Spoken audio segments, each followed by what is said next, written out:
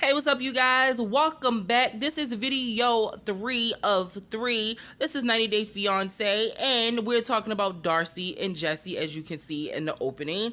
Now, when we first met Darcey and Jesse, I just knew that they were going to figure it out. But right after Amsterdam, we started seeing issues with them at the reunion show. Now, if you watch my very first 90 Day Fiance video for before the 90 days of this season, you hear me say that Jesse's a little bit of an asshole from the moment that he steps off of the plane.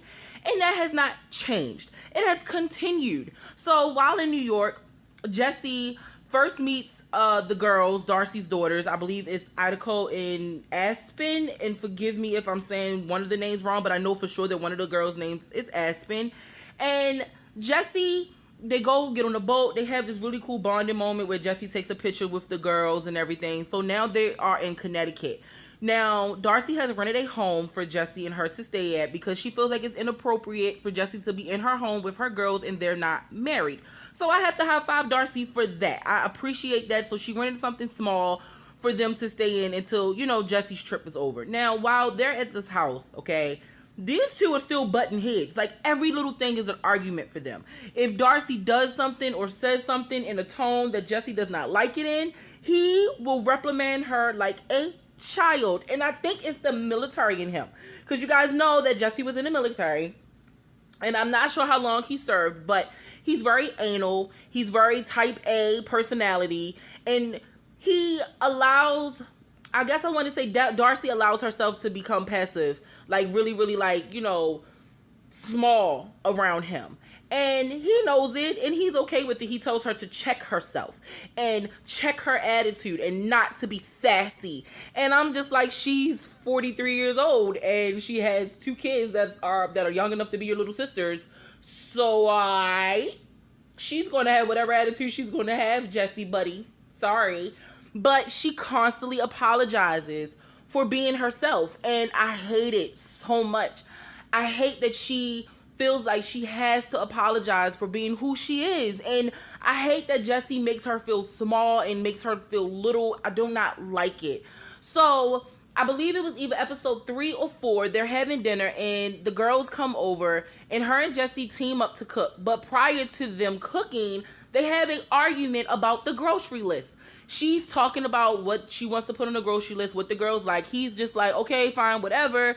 She's like, I want some input. Like, tell me what you think. This is a really good opportunity to see how we work together when it comes to doing things like shopping for the girls and having dinner and putting food in the house. Like, talk to me. And he's just like, I don't care. Whatever you want to do it so that we can go. And she's like, well, okay then. And she finishes the list and she's like, he says, I'm not in the mood. And she's like, what did I do now?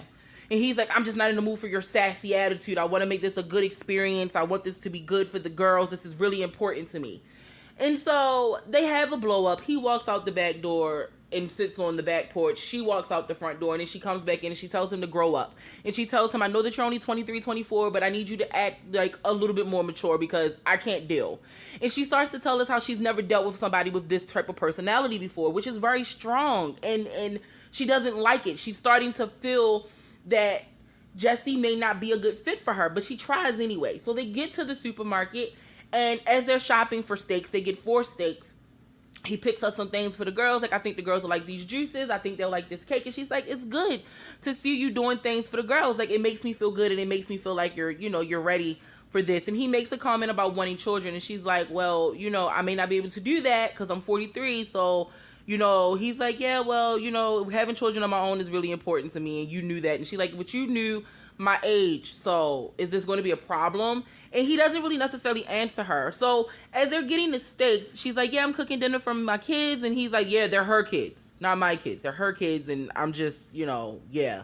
And you could just see how uncomfortable she was and how uncomfortable the guy behind the deli counter was, because it was unnecessary to say that. Like, no one cared one way or another. They will be your kids, your stepchildren, if you marry her. And to believe that the idea, he made a comment like, it's unrealistic to believe that I will step into the role of a stepfather. And it's like, why is that unrealistic? So what role would you play?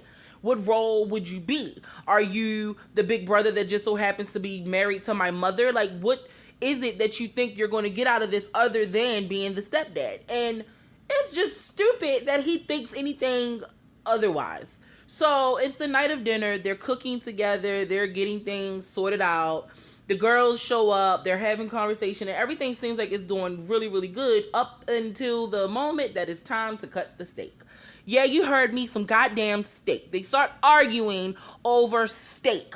Darcey says, well, babe, you know, you lose a lot of the juices if you cut it like that. So if you try to cut it at an angle, you'll reserve some of the juices, which is true. I also worked at a restaurant, and there is a special way to cut steak to make it stay tender and juicy and not lose so much juice and then tighten back up and become really tough, nasty steak. And so I can see the dynamics. It's like, you know, this is dinner for just not just you and I. My kids are here and they like their steak a certain way, and I'm just trying to help you.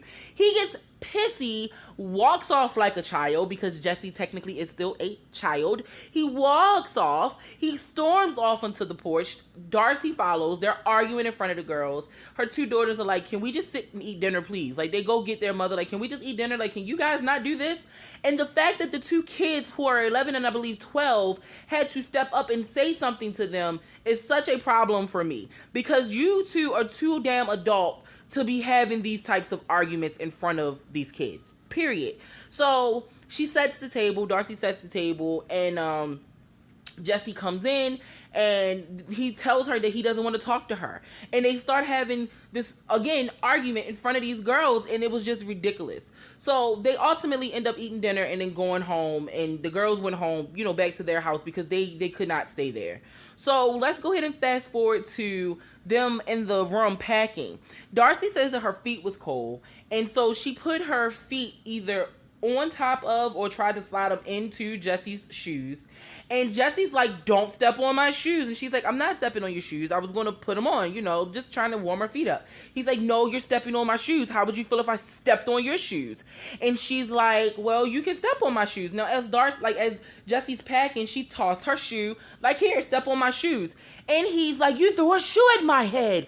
You threw a shoe at my head. And they are arguing. She's like, I did not throw a shoe at your head. I was not throwing the shoe at your head. I was giving you the shoe, like, you know, tossing you the shoe, telling you, go ahead and step on my $1,000 Louis Vuitton. I don't care. It's a shoe. It's not that serious. He goes to the dramatics and he's like, I need to get away from her before I call the police. She threw a shoe at me. What's next? A glass. And I mean, it was the most ridiculous shit I think I have ever heard from these two. And it's like, are you serious? Are you guys for real right now? Like, are you mad at her for real right now about tossing a shoe and telling you to step on it? But yeah, he was for real mad and he was like for real upset. And I just could not fathom it. I couldn't understand it. But Jesse's very, very dramatic and he's like bad at it. So ultimately he leaves, and then they come and sit down for one more interview. And as they're talking, you can see it all over Darcey that she's over it. She's tired. She's tired of defending herself. She's tired of feeling like she's the bad guy. She is tired, and she looks like she's so drained, and she looks like she is just in a place of just confusion and hopelessness, and I feel so bad for her. And usually with the Americans, I don't usually feel too bad, but Jesse is a pure asshole. And Darcey makes a comment that she feels like this isn't good enough, like she doesn't want this anymore. She can feel it in her gut that she's done.